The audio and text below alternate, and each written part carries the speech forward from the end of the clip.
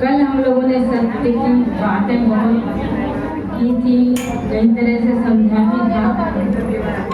जब सत्य जीवन में आ जाता है तो संयम की शुरुआत भी कहीं ना कहीं से होती है।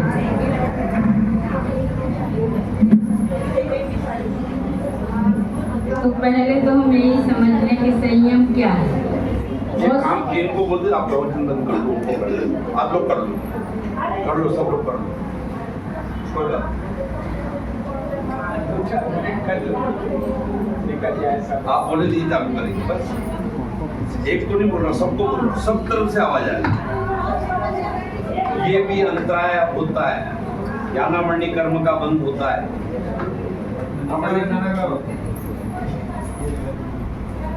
अपना शांति से सुनो और फिर ये प्रश्न पूछेगा राजेश, बोलो उठो, बताओ क्या बताया था।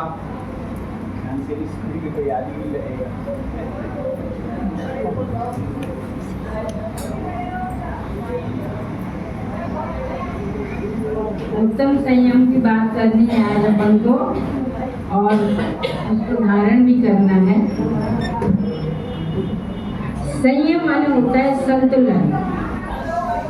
जीवन में सभी कार्यों के प्रति संतुलन, यानी कहें कि एक ब्रेक का काम करता है संयम।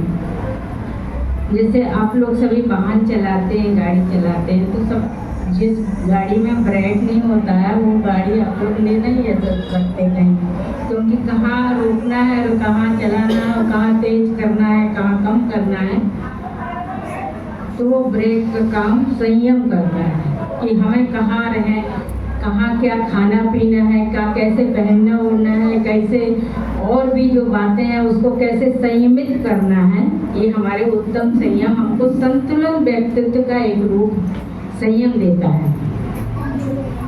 हर चीज की अति बुरी होती है।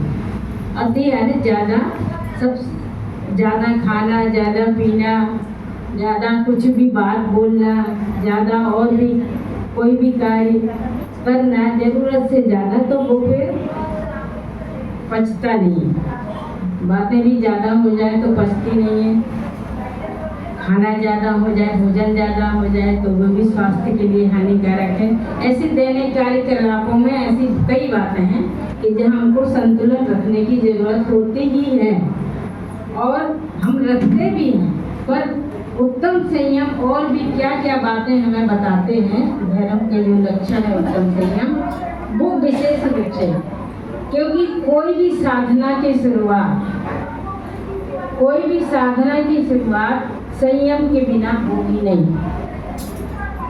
कहीं ना कहीं से शुरुआत, जो पहला कदम भी रखा जाएगा आगे के लिए, साधक बनने के लिए या साधना करने के लिए या व्रती बनने के लिए, त्यागी व्रती बनने के लिए, वो संयम से ही उसकी शुरुआत होती है। और संयम मनुष्य की शोभा है।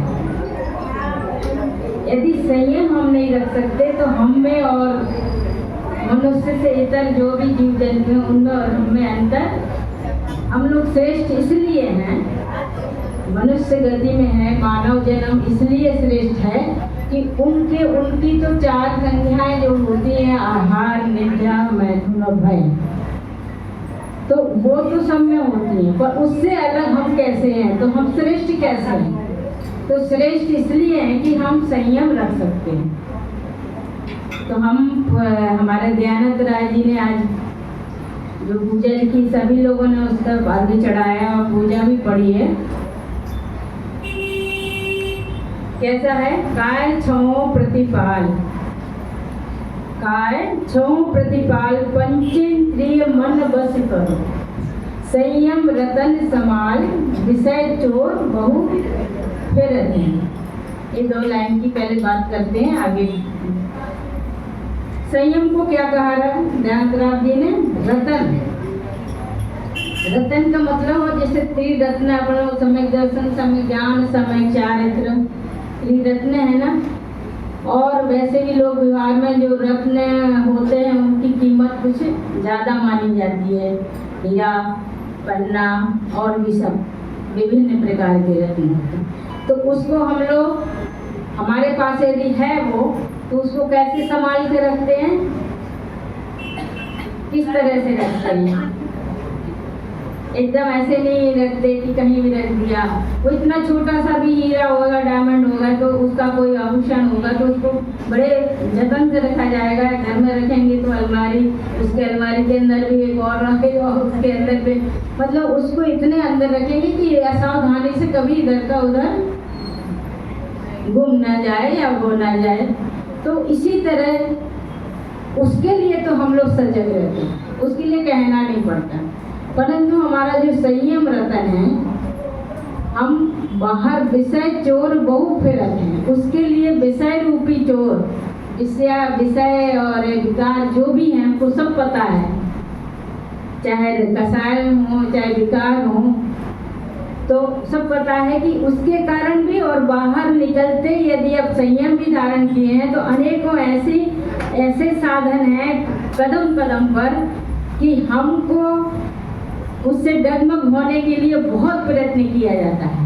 यदि हम दृढ़ नहीं हैं तो डगमग होते देर नहीं लगती। तो ऐसा संयम रतन। अब काय क्षयो प्रतिपाल, पहले क्या कहा? काय क्षयो प्रतिपाल, प्रतिपालना रक्षा करना, किसकी? क्षयो क्या? काय क्या? सट काय जीव। हम लोग यहाँ छह प्रकार के जीव कैसे बताए, सबको पता होगा। 5 स्थावर और प्लस 1 त्रस में पंचेंद्रिय, 2 से ज़्यादा सब पंचेंद्रिय तक आ जाते हैं, और स्थावर में 1 इंद्रिय, तो वो भी कितने? 5 तरह के होते हैं। सबको पता होगा कितने प्रकार के 5 स्थावर हैं। पूरा पर्यावरण की बात जो आज करते हैं लोग कि पर्यावरण दूषित हो रहा है, बाहर का पर्यावरण दूषित हो रहा है, मन का भी पर्यावरण दूषित हो रहा है। मन का कसायों से, राग द्वेष से, विषय विकारों से दूषित हो रहा है, और बाहर का पर्यावरण जो हवा पानी है, जल वायु वनस्पति अग्नि और बोलिए, हाँ पृथ्वी का है। इसमें कहा है, पूजा खान ने पूरा कहा है कि पृथ्वी जल, ठाई पृथ्वी जल आग मारुत रुख, रुख आना होता है वृक्ष, तो रुख अने वनस्पति का है। तस करुणाथ, अने इनके प्रति हमारी करुणा होनी चाहिए इनके, क्योंकि यही जो बाहरी पर्यावरण है, यदि ये प्रदूषण हो रहा है तो हमारा अस्तित्व भी खतरे में है। बाहर का जीवन जो है, यदि हमारा हम पृथ्वी काय को ले लें, अग्नि काय या हवा को ले लें, दूषित हो रही है, ध्वनि प्रदूषण हो रहा है, और ये जल का कितना हम लोग अनर्गल प्रयोग भी करते हैं, जितना नहीं करना चाहिए, जितनी ज़रूरत है उतना करना चाहिए। जल भी प्रदूषित, पीने लायक जल नहीं मिल पा रहा है, क्योंकि और भी उसके जो सारे समवाय हैं ना, वो एक दूसरे से लगे हुए हैं। यदि आपकी हवा दूषित है, जल दूषित है, वनस्पति को हम लोग संभाल नहीं रहे, इसलिए आपका जलवायु खतरे में पड़ गई है। तो इस तरह का जो पर्यावरण है, इसको सुरक्षा देने के लिए हमारे तीर्थंकरों ने, महावीर भगवान ने बहुत पहले से, कितना 2500 और पहले से कह दिया, और हम लोग आज पर्यावरण की रक्षा की कितनी चिंता कर रहे हैं, बस चिंता भर कर रहे हैं और कुछ नहीं। जिसको जितना जल गिराना है वो गिरा रहा है, जितनी ज़रूरत नहीं है उतना उसका अनावश्यक प्रयोग कर रहे हैं। तो इसमें हमको दोष लगता है। जैसे मर्जी वनस्पति पेड़ पौधों को परेशान कर रहे हैं, उनको भी पत्ते तोड़ते हैं, कहीं पेड़ कट के जंगल बन गए, और अब कह रहे पेड़ पौधे लगाओ। अरे पहले हम उस बात को नजर नहीं, मतलब विधान में नहीं रखते हैं कि हम जो कर रहे हैं वो प्रकृति के विरुद्ध है।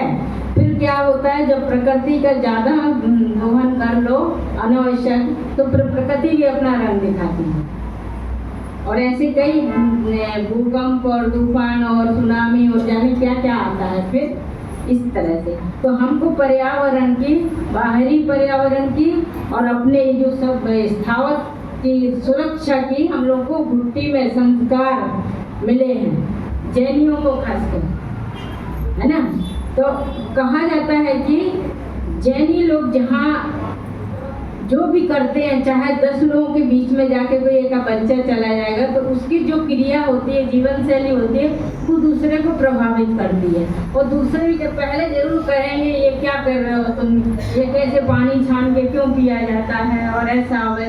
आज तो सारी चीज़ें फिर भी सामने वैज्ञानिक रूप में साइंस में आ ही गई हैं कि पानी कैसे पीना है, छान के ही पीना है। पर पहले लोग कहते इसमें क्या दिख रहा है, इतना साफ पानी तो है, क्यों छान के पीना है। तो वो सूक्ष्म जीव, और जितने सबको पता है कि बूंद में कितने हजार इतने जीव होते हैं, तो जो पहले हमारे तीर्थंकर कहे गए वही आज हम लोग जितना मर्जी उसको यदि अपने चरित्र में लाएं, उसको जीवन शैली में अपनाएं तो बहुत अच्छा है।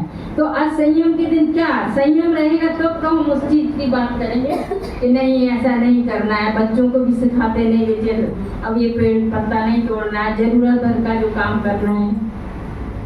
वनस्पति का भी वही हाल है। ध्वनि प्रदूषण हो रहा है, बाहर वायु प्रदूषित हो रही है, जितना मर्जी आवाज ध्वनि का कितना कितना मानक बताया गया है कि लोग कान से बहरे तक हो रहे हैं।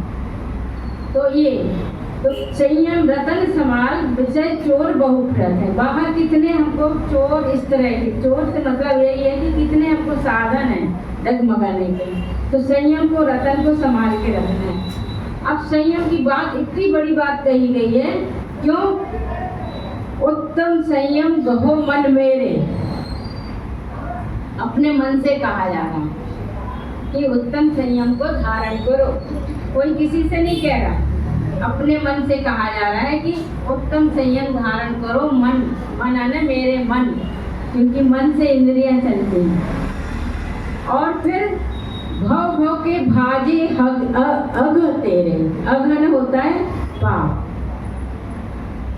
और अघ में पुण्य पाप दोनों आ जाते हैं, राग और द्वेष दोनों आ जाते हैं। तो भव भव के यानी जन्म जन्म के पाप अघ नष्ट हो जाएंगे, भाजे आगे भाग जाएंगे यदि संयम धारण करेंगे तो। असुरग नरक पशु गति में नहीं।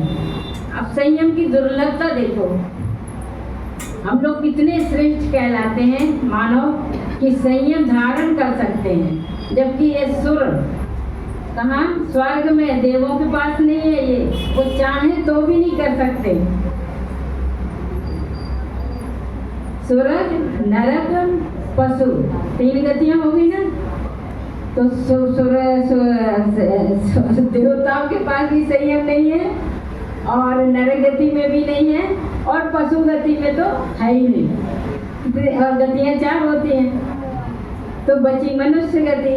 तो मानो कितना श्रेष्ठ है को संयम को उसको ये अधिकार दिया गया है कि आप संयम धारण कर सकते हो। और संयम की महत्ता तब भी समझ में आती है कि आप लोग सभी लोग पंचकल्याणक देखे हैं। जब तब कल्याणक आता है तो कहते हैं कि इंद्रियों में और मानव मनुष्यों में कुछ संवाद हुआ, विवाद नहीं कहेंगे, न लड़ाई कहेंगे, संवाद ही कहेंगे उसको, कि इंद्र कहता है मैंने गर्व कल्याणक मनाया, रत्नों की वर्षा की, मैंने जन्म कल्याणक मनाया, मैंने ज्ञान कल्याणक भी मना ली, पर जब तब की बारी आई तो पालकी कौन उठाएगा। तब निर्णय यह हुआ कि ठीक है हमें कुछ नहीं कहना। हमने निर्णय देने वाले ने कहा कि हमें ये कुछ नहीं कहना कि तुम उठाओ, कि तुम उठाओ, कि तुम अच्छे हो कि तुम अच्छे हो। उसने कहा भाई देखो, जैसे कहीं सर्विस में यदि कोई वैकेंसी निकलती है ना, तो उसमें वैकेंसी के नीचे क्या लिखा रहता है कि क्या क्या होना चाहिए, तब आप अप्लाई करो, है योग्यता, मतलब क्या क्या तुमने डिग्री ली है, और ये डिग्री यदि ली है तो अप्लाई करो। तो आधे तो अपने आप नहीं करेंगे, जिनके पास है वही करेंगे। तो उन्होंने बता दिया कि जो संयम धारण कर सकता है वही पालकी उठाए, बात खत्म। तो विद्युत अपने आप हट गए, कहना ही नहीं पड़ा कि आप हटो। तो बात ऐसी करी कि वो समझ गए कि हमारा संयम धारण करने का हमको इतनी वो मिली नहीं, योग्यता नहीं मिली। तो स्वर्ग नरक पशुगत में नाही, आलस करण आलस हरण करण सुख ठाई। तो आलस की कई 15 प्रकार के प्रमाण बताए गए हैं। तो उनको हरो, मतलब प्रभु उस प्रमाद में मत जाओ और सुख ठाई, यदि उस प्रमाद में, क्योंकि जो भी हिंसा होती है, जो भी अनुचित काम होता है वो प्रमाद के कारण होता है, प्रमाद के कारण ही होता है। तो कह रहे हैं आलस हरण करण सुख ठाई, ठाई पृथ्वी जल आग मारुत, रूख तिरस करणाधरो, सपरसन रसना घ्राण नैना, कान मन सब। अब देखो ये 12 प्रकार का संयम बताया। तो काय छओ प्रतिपाल, पंचेंद्रिय मन बस करो, यहाँ तक 6 प्रकार का। कौन संयम हो गया ये? प्राणी संयम, प्राणी संयम। अब बात करते हैं इंद्रिय संयम की। सपरस रसना, स्पर्शन, रसना जीव सबको पता है, घ्राण सूंघने वाले, नैना और कान मन सब बस करो। कान तक नहीं छोड़ा, कान तक तो 5 इंद्रिय हुई, मन बस करो। अरे पहले मन को बस में करो तो 5 इंद्रियों का भी संयम हो सकता है, होता ही है। तो मन को दृढ़ करना है, संकल्पित करना है। जिस बिना जिन राज सीजे, इस संयम के बिना जिन राज भी सिद्ध गति को प्राप्त नहीं हुए, तुम लो जग कीच में। क्योंकि तीर्थंकर भगवान भी अपने जब संसार में ही तो आए थे। अच्छा, एक संसार जो भी है, जो कहते दुनिया है, संसार है या जगत है, प्लेटफार्म तो यही है ना। और प्लेटफार्म पे अनेक तरह की गाड़ियाँ आती हैं, पर जो जिसका आरक्षण, जिसकी टिकट जिस जगह जाने की होती वो उसी में बैठता। कितने आगे से कितनी गाड़ियाँ निकल जाएं, तो उसमें नहीं ना चढ़ता है कि नहीं ट्रेन में ही बस बैठना है ना। और लेट हो जाए तो भले रात भर बैठना पड़े, पर उसी गाड़ी के लिए बैठते हैं ना। तो संसार एक प्लेटफार्म है और इसमें तरह तरह का सबको पता है, क्या क्या पता है, पर किसको क्या चाहिए, किसकी क्या। तो हमारे तीर्थंकर भगवंतों ने क्या किया, उन्होंने इस संसार में रहते हुए, कीचड़ में रहते हुए भी कमल की तरह इससे निर्लिप्त होकर अपनी राह पकड़ ली और रास्ता बता भी गए सबको कि देखो भाई, हम भी ये प्राप्त कर रहे हैं और इसी रास्ते से ये प्राप्त होगा। तो इस तरह से हमारे जिन राज भी सिद्ध नहीं हुए संयम के बिना। सबसे पहले हर साधना की शुरुआत संयम से ही होती है। अब कहा कि एक घड़ी मत, एक घड़ी यानी एक क्षण भी मत बिसरो, मत भूलो। बिसरो देसी शब्द है। मत भूलो, करो आयु जम्मुख बीच में। आयु कैसी है? एक क्षण भी प्रमाद मत करो। आयु का कोई पता नहीं है। तो आयु का पता कैसे नहीं है? क्योंकि जम्मुख के बीच में बैठे हैं लोग। यम जो कहते हैं ना, मृत्यु का देवता यम कहलाता है, हम उसके मुख में बैठे हैं और उसके मुख में बैठे हैं। उसका है कब क्या कैसे उसकी कोई कहते सज के मौत न सोना काम आएगा और कोई इसका मुहूर्त नहीं निकलवाता, इसका कोई मुहूर्त नहीं होता। तो एक दृष्टांत है, थोड़ा छोटा सा बताते हैं कि किस तरह हम लोग उसके बीच में बैठे हैं और जिस देश में, जिस भेष में, जहाँ भी जो होना है व्यक्ति वहीं जाएगा। तो छोटा सा दृष्टांत है। एक पेड़ पर कौवा बैठा था। यमराज जी निकले वहां से। यमराज जी घूमते रहते हैं, मतलब मृत्यु घूमती रहती है, पता नहीं किसके सिर पे आए। तो उन्होंने कौवे की तरफ देखा और कौवे ने बाई चांस उसने भी यम की तरफ देख लिया और दोनों ने एक साथ नजर मिली दोनों की। और जो यम थे, मृत्यु के जो देवता यम थे, उनको हंसी आ गया। देखो हंसी भी कितने प्रकार की होती है। हंसी तो सब लोग अच्छा मानते हैं, परंतु हंसी कई तरह की होती है। वो हम पे हंस रहा है, ये अलग बात होती है ना। कोई अच्छी खुशी में हंस रहा है, वो व्यंग्यात्मक उनकी हंसी थी। व्यंग्यात्मक आने समझ में नहीं आई, लगा कि हंसा तो क्यों हंसा। तो कौवे को चिंता हो गई कि ये जो निकले थे यहाँ से वो हमको देख के हंसे तो क्यों हंसे। अब कौवा की जब चिंता बढ़ी तो उन्होंने कहा मैं इतना छोटा सा प्राणी हूँ और इसके इतना बड़ा यमदूत हमको देख रहा है, कोई गलत मतलब दाल में खोट है, कहीं ना कहीं कोई खोट है। तो उसको ऐसा लगा कि चलो उनके पास चलते हैं, ब्रह्मा जी के पास, नारद के पास चलते हैं पहले। तो उनसे कहा, जाके कहा उसने कि हाँ यमराज जी को क्या आप लोग भेज देते हो और पूरे प्राणियों को, संसार के प्राणियों को तंग करते हैं। तो उसने कहा बात क्या हुई। तो नारद ने कहा बात क्या हुई। बोले ऐसा है कि वो हमको देख के हंसे पर हमको बहुत चिंता हुई। तो नारद जी ने कहा नहीं ऐसे ही हंसे होंगे, जरूर तो तुमको देख के हंसे। बोले नहीं नहीं मैं पक्की बात कर रहा हूँ, मुझे देख के हंसे। तो कह रहा हंसे होंगे तो क्या हुआ, हंसे ही तो मैंने वो ऐसी हंसी हंसी कि हमको चुप गई। वो बात जब हमको घबराहट हुई, आप तो हमको बचा लो। बोले फिर नारद जी से जब अपनी प्रार्थना की तो नारद जी ने कहा हम अपनी तपस्या के बल पर तुमको मुझे ऐसी जगह भेज दो कि वो मुझे कहीं ना देख पाए। तो उन्होंने उसको हिमालय की गुफाओं में, अपनी तपस्या के बल पर हिमालय की गुफाओं में भेज दिया। बोले कोई तुमको अब देखने का भी नहीं, तुमको कोई परेशान नहीं करे। और यमराज घूमते घूमते नारद जी के पास आ गए। तो नारद जी ने कहा क्या है यमराज जी, तुम सारे प्राणियों को परेशान करते रहते हो। बोले क्या मैंने क्या किया। बोले तुम किसी पक्षी को देख के हंसे थे क्या। बोले तुम्हें कैसे पता चला। बोले बताओ तो सही, हंसे थे क्या। बोले हाँ मैं हंसा था। बोले बात क्या थी।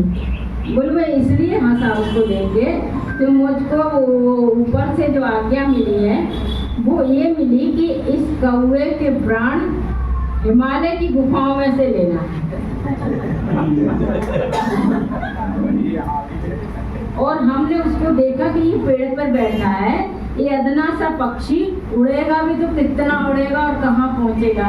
और मुझे आज्ञा दी गई है और अभी जल्दी लेना है, ऐसा नहीं कि कई दिन है, मुझे जल्दी से जल्दी इसका मतलब करना है और ब्रह्मा की आज्ञा का पालन करना है।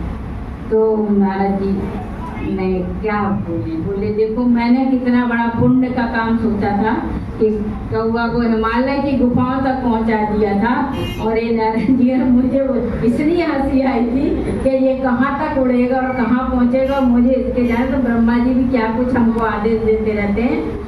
तो कहने का मतलब है कहानी का कि जिसको जिस देश में जहाँ पहुँचेगा तो आयु जम्मुख बीच में। तो इस तरह से हमारी पूजा की लाए। तो स्वर्ग की जो बात हो रही थी कि देवता संयम नहीं धारण कर सकते, तो पूजा कोई ने सिद्ध भगवान की तो पूजा पड़ी है, बहुत अच्छी पूजा आई है, बहुत बात है। करें क्या स्वर्ग सुखों की बात, करें क्या स्वर्ग सुखों की बात, तो वहाँ की कैसी अद्भुत टेव, अंत में बिलखे छह मार, कहें हम उनको कैसे देव। तो देवगति की भी बहुत ही दशा विचित्र ये है। भले ठीक है वहाँ के लोग ललचाते हैं वहाँ का वो देख के, सुख देख के, परंतु मनुष्य गति ही ठीक है। अच्छा बताओ संयम धारण करना है तो सब महावीर ने कितनी बड़ी क्रांति की। ये नहीं कहा कि बुढ़ापा आएगा तब चलो हरि भजन करने, अरे अब बुढ़ा माँ की उम्र हो गई चलो काशी भेज दो उनको, हम काशी में ही रहते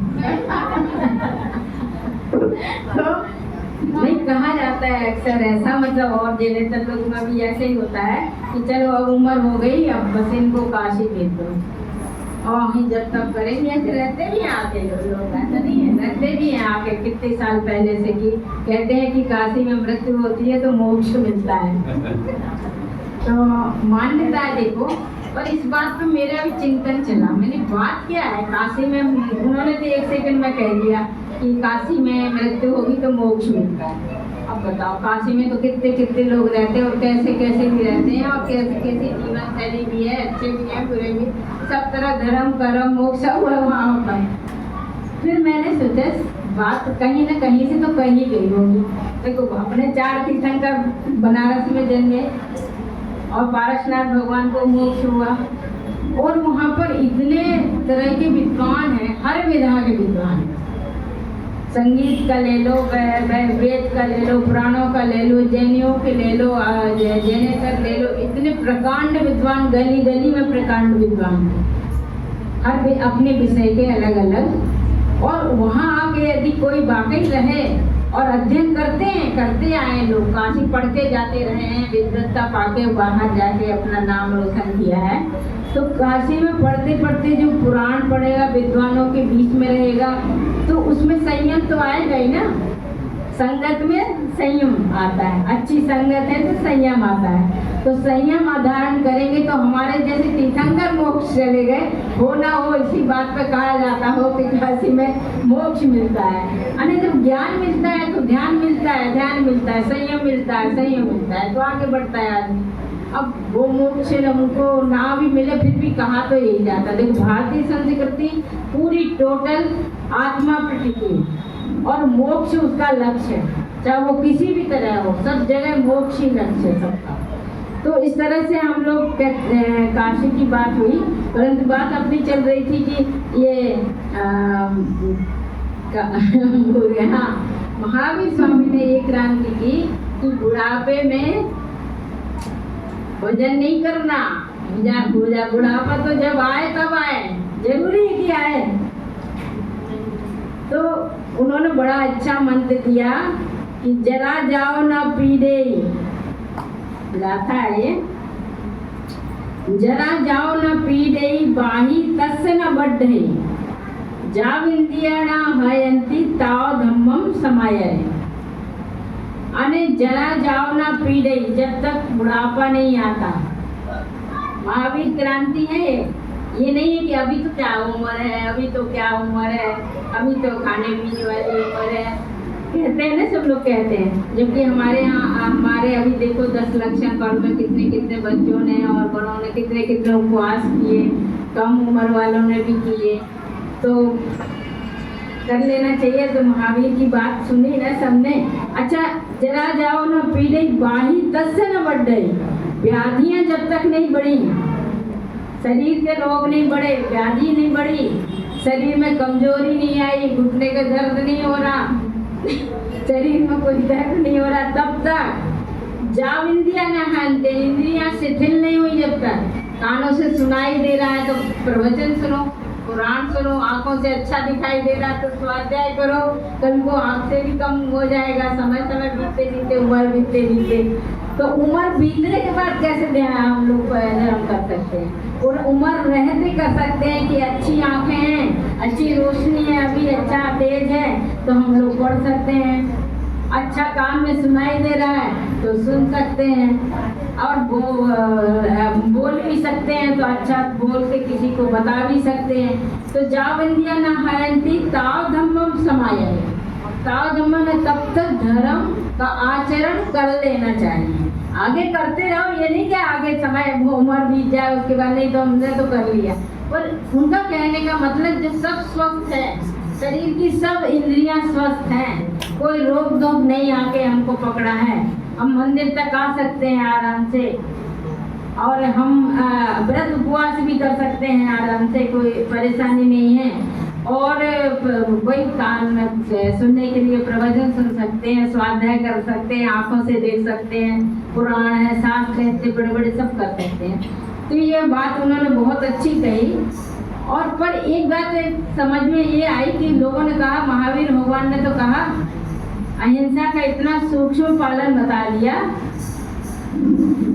तो लोगों ने कहा कि इतना सब कहने से व्यक्ति, साधारण व्यक्ति तो परेशान सा हो जाएगा, तो करें क्या। आप कह रहे हो यहाँ भी हिंसा है, वहाँ भी हिंसा है, ऐसा भी नहीं करो, वैसा भी नहीं करो, चलो भी नहीं, उठो भी नहीं, बैठो भी नहीं, और क्या करें तो क्या करें, आखिर तो जीवन जीना ही है ना। तो उन्होंने एक क्वेश्चन किया, महावीर स्वामी से प्रश्न किया कि कहम चले कहम चिट्ठे कह मासे कहम सहे, अने कैसे चले, कैसे खड़े हों, कैसे भोजन, कै मासे कै सहे, कैसे सोए, कैसे भोजन करें, कै भुजेंगे, हाँ कै भुंजे कहे भुजेंगे, अने कैसे भोजन करें, और भाषे जे अने कैसे बोले, पाव कम्मम न बढ़े, जैसे कि पाप कर्म का बंध ना हो।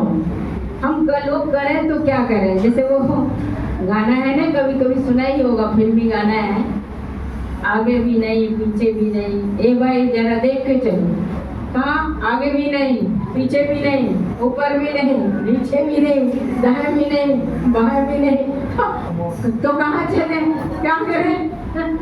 तो उसी तरह उन्होंने वो पूछ लिया कि कहम चले कहम चिट्ठी, कह माँ से कह से कहम मुंजी जे भाषे जे पाव कम न बढ़े।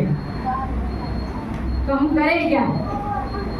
आखिर महावीर की जो वाणी खिरी थी वो तो अनक्षरात्मक थी, ओंकार युक्त थी, और गणधर ने जेली वो और गणधर ही समझ पाए, पर फिर भी एक समझने के लिए बात कही कि उनका उत्तर मिला कि जयम चले जयम चिट्ठी, जय मासे जयम सही, और जय मुंजिन भाषे जे पाव कम्मन बढ़। उन्होंने कुछ नहीं, कहम की जगह कथम भी चलता है, कहम भी अने कैसे, तो कैसे की जगह कुछ नहीं कहा, जयम कह दिया या जदम कह दिया। जयम और जदम का यह मतलब है कि विवेक पूर्वक, विवेक यदि आपके पास है, यत्न पूर्वक, जतन पूर्वक, यत्नाचार पूर्वक, यानी सावधानी पूर्वक, यदि आप सावधानी पूर्वक सोते हो, बैठते हो, भोजन करते हो, उसमें पूरा ध्यान, वो संयम की बात है कि आप हर चीज में ध्यान रखते हो कि हम बैठने जहाँ वहाँ कोई जीव जंतु ना हो, कहीं हिंसा ना हो, और हम किसी दूसरे को भी परेशानी ना हो। यदि हम सोते हैं तो वैसे ही उसमें भी ध्यान रखना है कि किस दिशा की तरफ सोना है, पूर्व दिशा की तरफ सिर करके सोना है, उत्तर दिशा की तरफ सिर करके सोना है, दक्षिण पश्चिम में नहीं सोना है, क्योंकि वो जो बरगड़ाएं हैं वो परेशान करने वाली होती हैं, या और भी किस तरह से सोएं, उल्टे सीधे ना सोएं, आसन पूर्वक करवट पूर्वक सोएं, और कैसे खाएं कैसे पिए, तो वो भी सब कुछ बता दिया कि भक्ष्य भक्ष्य का ख्याल रखें, क्या खाने योग्य है क्या नहीं खाने योग्य है, उसका ध्यान रखें। हम तो रख ही सकते हैं ना, पशु नहीं रख सकता, परंतु हम लोग रख सकते हैं कि क्या खाना है क्या नहीं खाना है, कैसे कहाँ खड़े होना है, कौन जगह खड़े होना चाहिए, कहाँ बैठना चाहिए, ऐसी जगह भी नहीं बैठना है, जैसे संगति समझ लो, संगति में ऐसी जगह नहीं जाना है कि जरा जहाँ शब्द व्यसन के सेवन होता हो वहाँ नहीं बैठना है, वैसी संगति नहीं करना है, क्योंकि जैसी संगति होती है कभी कभी, वैसे हर कोई ऐसा नहीं होता है कि चंदन विष व्यापे नहीं लिपटे रहे भुजंग, ऐसा होना चाहिए जबकि कि चंदन से भुजंग यानी सर्प लिपटे रहते हैं तो चंदन को कोई फर्क नहीं पड़ता, न विष उसमें विष व्यापता है। परंतु हमको भी ऐसे दृढ़ होना चाहिए कि हम कितने लोगों के ऐसे लोगों के बीच जाएं बैठें, कभी कभी ऐसे भाई देखो मित्रता भी हो जाती है, और अगर जो हमारा मित्र है हो सकता है वो व्यसनी भी हो, और हम उसके बीच में बैठे तो हमको क्या कहना चाहिए, मित्रता की वो देता, अरे भाई ऐसा है, तुम कैसे दोस्त हो, हमारे साथ खाते पीते नहीं हो, हमारे साथ ऐसा नहीं करते हो, तो उनमें अपने में इतनी हिम्मत होनी चाहिए कि बताया जाए कि तुम कैसे दोस्त हो, यदि हम वो चीज़ नहीं खाते पीते तुम हमारा साथ दो, मित्रता तुम भी दिखाओ, है ना। तो इस तरह की संगत में तो बात बताई गई, हे और उपादेय सभी जानते होंगे, हे यानी छोड़ने योग्य और उपादेय यानी ग्रहण करने योग्य। हे उपादेय शास्त्री हमारे शास्त्रों की भाषा है, तो हे उपादेय का पूरा ध्यान रखना है, विवेक पूर्वक रखना है, विवेक आने और यत्नाचार पूर्वक रखना है। अब घर में हम घर गृहस्थी करते हैं, सभी लोग करते हैं, तो घर में मान लो आपने सिंघाड़ा उबाला या केला उबाला, अब अक्षय की हम बात नहीं करेंगे, और मान लो गर्म पानी उसका तैयार है, और यदि हमको विवेक है तो हम उसको थोड़ी देर रख देंगे एक तरह, फिर बाद में जब वो ठंडा हो जाएगा तब उसको हम नाली में या जहाँ भी आपको विसर्जित करना है उसको फेंकेंगे। और यदि विवेक नहीं है तो यहाँ निकाला नहीं कि वहाँ फेंका नहीं, तो नाली में कितने जीव जंतु रहते हैं, कितना ही आपका सिंक कितना ही ऊपर से स्वच्छ हो, पर अंदर जो पाइप है या जो अंदर उसके नीचे नाली है वहाँ पर सूक्ष्म से सूक्ष्म कितने जीव एक साथ यदि हमने अपना विवेक से काम नहीं किया, और नहीं अगले को भी बताना, भाई हमारे घर में बहू बेटियां हैं तो उनको भी जल्दी रहती है, अरे क्या आप सासू माँ बता रही है क्यों फेंक दिया, ये ऐसा नहीं फेंकना चाहिए था, तो रीजन बताना चाहिए कि नहीं नहीं ऐसे कुछ थोड़ी देर रखो, हमारा क्या बिगड़ता, थोड़ा ठंडा हो जाएगा तो गिर जाएगा। कहीं कोई बरसात का गमला रखा है, बरसात हो गई खूब सारी होती रहती है, बाहर आपके गमले सजे हुए हैं और कई बार इच्छा हो गई आपकी ये गमला यहाँ अच्छा नहीं लग रहा वो फूल का, और इस पॉट को उठा के हम अगली जगह रखना चाहते हैं, मन कर जाता है कभी कभी बदलने का, तो आप यदि वो भारी है या वो ले लो या बक्सा ले लो, घर में कोई बक्सा भारी रखा है, कभी मन हो गया आपका इधर से उधर रखना है कमरे में, अब उसको एकदम खींच देंगे तो उसके नीचे जब जितने जीव जंतु हैं वो कहाँ चले जाएंगे, उनने क्या बिगाड़ा था आपका, परंतु वो हम उनके कारण बने ना, क्यों हमने विवेक नहीं रखा, वही उसको भारी था तो 2 लोग 4 लोग ऐसे उठा के वापस ऐसे दूसरी जगह रख देंगे तो नीचे का जीव जंतु बच जाएगा। तो ऐसी छोटी छोटी जगह भी हम लोग अपना संयम का ख्याल कर सकते हैं इस तरह से। अब और भी कई बातें हैं ऐसी कि संयम की हम अपनी बहू बेटियों को भी कितनी छोटी छोटी बातों से यदि अवगाह कराते रहें और बताते रहें तो हम लोग के घर से ही पूरे संस्कार बच्चों में मिल जाते हैं, ये ऐसा हमको नहीं करना है। तो संयम की बात करी तो वही उत्तम संयम पाले ज्ञाता, जो जानते हैं, ज्ञाता किसको कहते हैं, जो इस सब बातें जानते हैं, नरभव सफल करे ले साता, वही नरभव इस मनुष्य जन्म को सफल कर सकते हैं। जो इस तरह के देखो हम लोग छोटे छोटे कदम हैं, कहते हैं बच्चे पहले कैसे सीधे खड़े हो जाते हैं, क्या बच्चा पहले घुटने चलता है, घुटना चलता है, फिर धीरे धीरे बड़ा भी होता है, डगमगाता है, गिरता पड़ता फिर उठता, गिरता पड़ता फिर उठता, फिर एक दिन दौड़ने लगता है। उसी तरह यदि हम छोटे छोटे नियम संयम, नियम भी इसी में शामिल है। संयम में जब हम कोई नियम लेंगे, नियम होता है कुछ दिन के लिए आपकी शक्ति अनुसार, और जो हम लोग जैसे संलेखना में कहा नियम संलेखना, यम संलेखना, तो नियम संलेखना का मतलब होता है कुछ समय सीमित किया है कि हाँ इस समय तक हमने संलेखना ले ली, इसके बाद यदि जीवन रहा तो फिर आगे वो आचार्यों ने उसका विधि विधान बताया।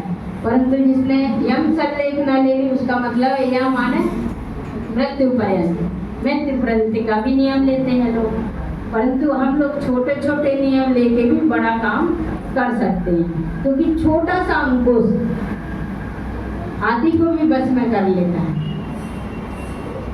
और छोटी सी चींटी हाथी को भी परेशान कर सकती है ना। तो इस तरह से हम संयम की ओर चले। और मूक माटी में आचार्य विद्यासागर महाराज जी ने, इनको तो आप लोग संत शिरोमणि कहते हैं, हमने उनको एक नया नाम दिया संयम शिरोमणि। उन्होंने उनके सामने उन्होंने कितने लोगों को संयम, मतलब कितना उनका संघ बड़ा है, मुनि महाराज तो है ही है, और अरिका संघ इतना बड़ा है, और उसके बाद कितने ब्रह्मचारी और कितने ब्रह्मचारिणियां, और फिर उसके बाद कितनी बहनें, और मतलब इस तरह से उन्होंने तो संयम का जैसे एक साम्राज्य, पूरे भारत में एक साम्राज्य वो तैयार कर दिया, और फिर उनके बाद उनकी शाखाएं प्रशाखाएं आगे बढ़ रही हैं। तो वो संयम शिरोमणि, अच्छा संत शिरोमणि तो है ही, उसको मैं ये नहीं कह रही, संत शिरोमणि है वो संयम शिरोमणि है, वो संयम के सितारे हैं, संयम के सूरज है, सितारे हैं, चांद कहो जो कुछ भी है वो है। उन्होंने संयम खुद, उनका पूरा परिवार, उनकी माँ पिता से लेके भाई से सब संयम धारण, सब दीक्षा धारण करिए, ऐसा अनोखा परिवार। और भी ऐसे परिवार हैं ऐसे, पर मतलब अनोखा परिवार।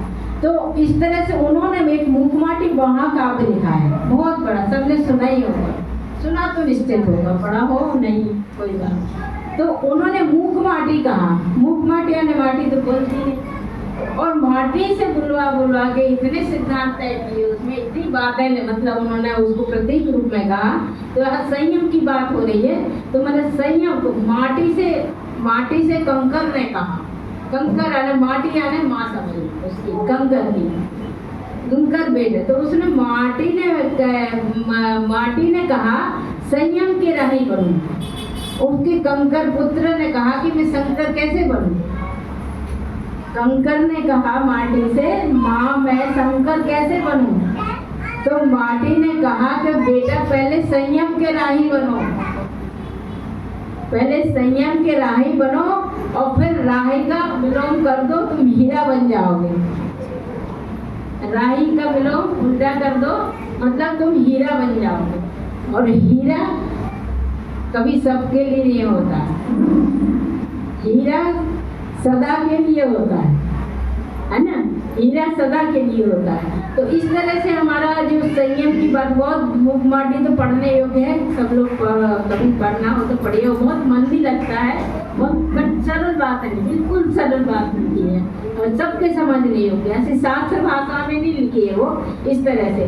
तो हम एक दो बातें और कह के अपनी बात को आगे बढ़ाएंगे। एक आप दृष्टांत यदि लेना हो तो ले, या फिर आगे बात करें। देखो आप लोग सब लोगों ने छह डाला भी पढ़ी होगी, तो छह डाला में भी क्या कहा गया। देखो सराग संयम होता है एक, संयम भी दो प्रकार का, सराग संयम होता है भीतर। अब हम लोग जो संयम धारण करेंगे वो सराग संयम है, इसलिए कि हम लोग संतुलन में रह रहे हैं। पूरा संयम धारण, पूर्ण संयम नहीं कर रहे हैं, संतुलन बना रहे हैं अपने व्यक्तित्व का। कहीं ना कहीं हमको रोकना है, कहीं ना कहीं हमको अति नहीं करनी है हर काम की।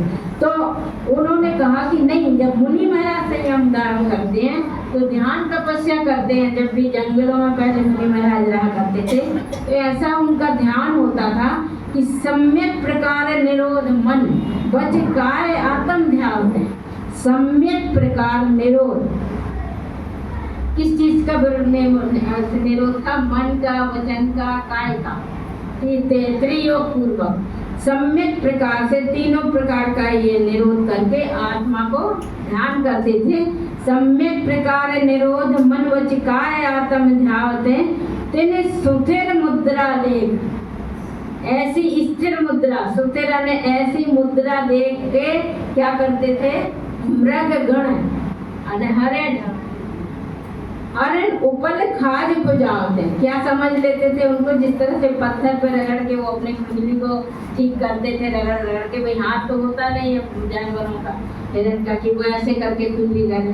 तो ऐसे कोई पत्थर है, मिल गया, दीवार मिल गई तो अपने को ऐसे रगड़ते हैं।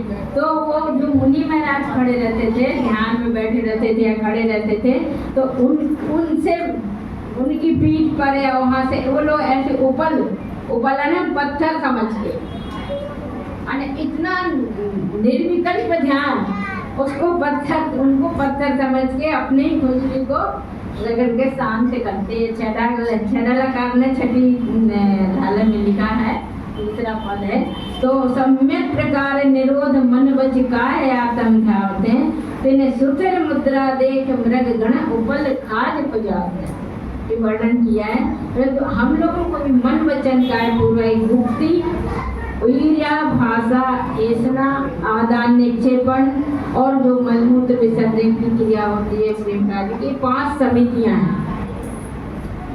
ये 5 समितियां और 3 गुप्तियां, 5 + 3 8 ये अष्टमाता कही गई। प्रवचन अष्टमाता, प्रवचन मतलब माँ की तरह हम जो हिंसा से बचने के लिए जो जीवों को जो रक्षा करते हैं, अभी सटकाए जीव की बात हो रही थी, उनकी जो रक्षा करते हैं तो ईर्ष्या समिति पूर्वक करते हैं। देख 4 हाथ आगे देखकर चलो, ईर्ष्या समिति सुनने में लगता है क्या होगा, कितनी बड़ी बात होगी, परंतु अपने आगे देख के चलो, जीव जंतु भी बच जाएगा। लोग कहते हैं बड़ी वस्तु भी मिल जाएगी।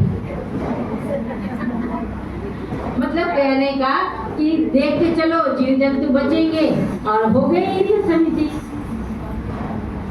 भाषा ऐसा, अच्छा बोलो, अच्छा बताओ, अच्छी बात करो, कल सब हो गई थी बातें, तो भाषा समिति हो गई। ऐसा समिति आहारचर्या, मुनि महाराजों की आहारचर्या होती है। हम लोगों की भी आहार, जो हम लोग आजकल इतना शुद्ध भोजन भी कर रहे हैं, जिससे चिट्टापन पड़ रहा है, सब लोग कर रहे हैं, तो ये भी तो एक समिति हो गई। आदान निक्षेपण है, कोई चीज रखना उठाना, जो अभी बात हुई थी, गमला उठाना है, कोई बड़ा बक्सा रखा है उठाना है, उन महाराज जी तो किसी कमंडल घर उठाते रखते हैं, उतने भी कितना ध्यान रखते हैं वो। और हम लोग को तो कितना कुछ करना पड़ता है, कभी कभी घर का सामान इधर से उधर उधर होता है, करते रहते हैं। तो उसमें यदि ध्यान रखा जाए, विवेक रखा जाए, यत्नाचार रखा जाए, तो वो हमारे भले के लिए रहता है। और हमको करना कुछ नहीं, खाली विवेक रखना है। जैसे वो पानी डोलने वाली बात बताइए। अरे राजस्थान के सब लोग यहाँ ज़्यादा हैं, तो राजस्थान में पुराने लोग कहा करते थे कि बींदड़ी ने यदि घी डोल दिया तो चिंता नहीं, और बींदड़ी ने पानी गिरा दिया तो डांट पड़ने वाली है। तो कितनी बड़ी बात कही है। हालांकि वो कहा भी जाता है कि पानी की वहाँ कमी थी या कुछ इस वजह से, पर ये वजह यही नहीं है।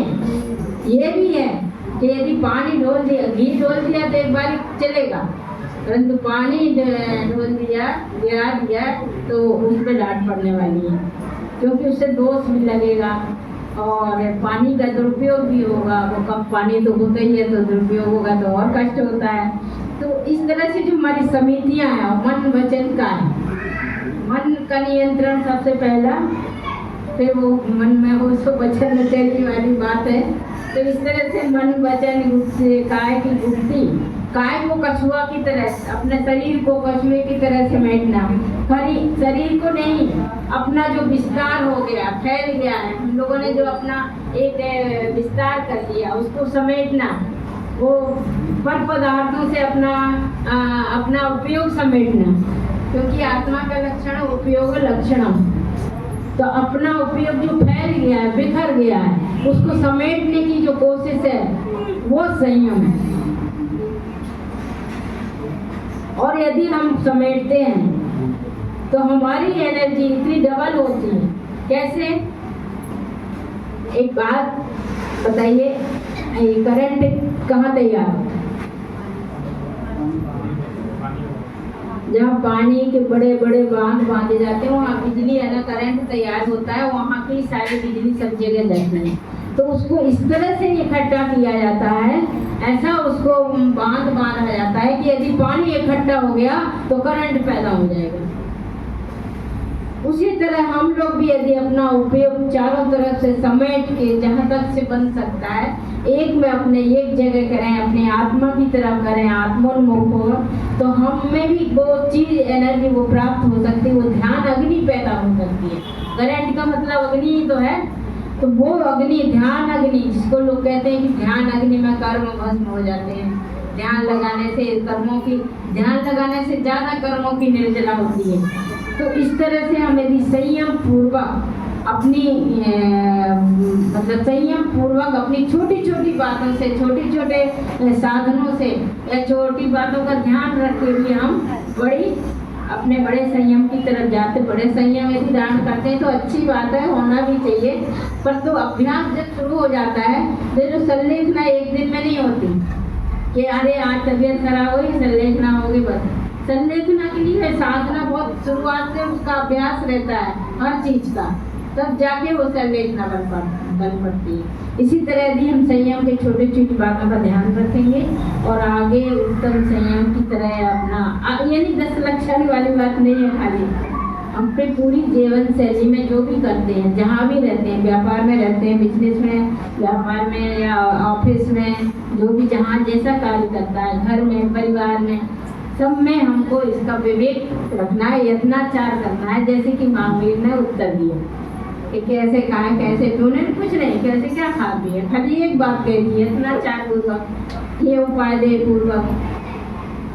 जतन से, विवेक से, अपने विवेक से। तो आज उत्तम संयम की बात हम लोग यही समाप्त करते हैं। बोलिए उत्तम संयम धर्म की जय।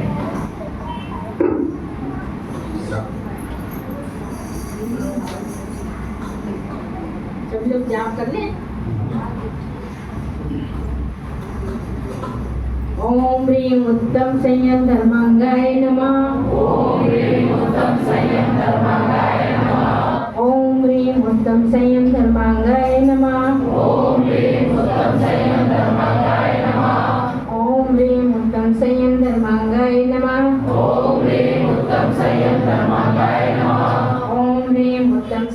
धर्मांगाय नमः। ओम ह्रीं उत्तम संयम धर्मांगाय नमः। ओम ह्रीं उत्तम संयम धर्मांगाय नमः। ओम ह्रीं उत्तम संयम धर्मांगाय नमः। ओम ह्रीं उत्तम संयम धर्मांगाय नमः। ओम ह्रीं उत्तम संयम धर्मांगाय नमः। ओम ह्रीं उत्तम संयम धर्मांगाय नमः। ओम ह्रीं उत्तम संयम धर्मांगाय नमः।